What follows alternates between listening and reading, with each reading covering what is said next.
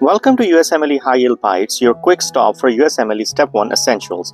Did you know your heart has its own protective armor that can cause some sneaky pain when inflamed? That's the pericardium, and it's a USMLE Step 1 must-know. Today we are zooming in on the pericardium, the heart's protective sac. This is a big deal for anatomy and the clinical vignettes on the exam. Stick with me for 2 slides packed with high-yield info to boost your score. Let's hit slide 2. Alright, now let's break down the pericardium's layers. Super high yield for step 1 anatomy. The pericardium is made of 3 layers from outer to the inner. First up, the fibrous pericardium. This is the tough outer shield like the heart's bodyguard, keeping it in place and protecting it from overstretching. Next, the parietal pericardium. The middle layer providing firm support like a sturdy wall in the pericardial house. Finally, the epicardium, also called the visceral pericardium, is the innermost layer that hugs the heart like a cozy blanket. These layers work together to encase the heart, and knowing their order is crucial for step 1 questions, especially when they ask about the pericardial pathology or surgical anatomy. You might see a vignette about a patient with chest pain or fluid buildup, and you will need to pinpoint which layer is involved. This is a high-yield fact, so lock it in.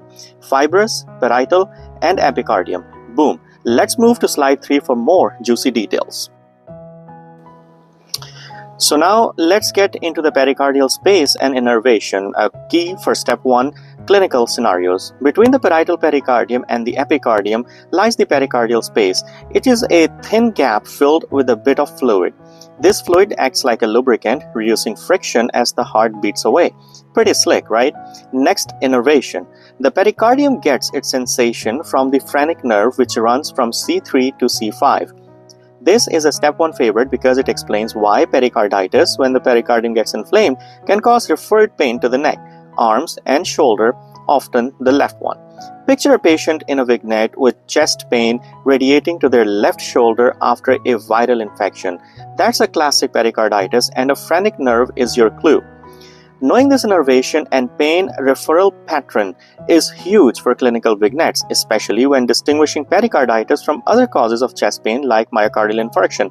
Nail these details and you will be ready to tackle those tricky step 1 questions like a pro.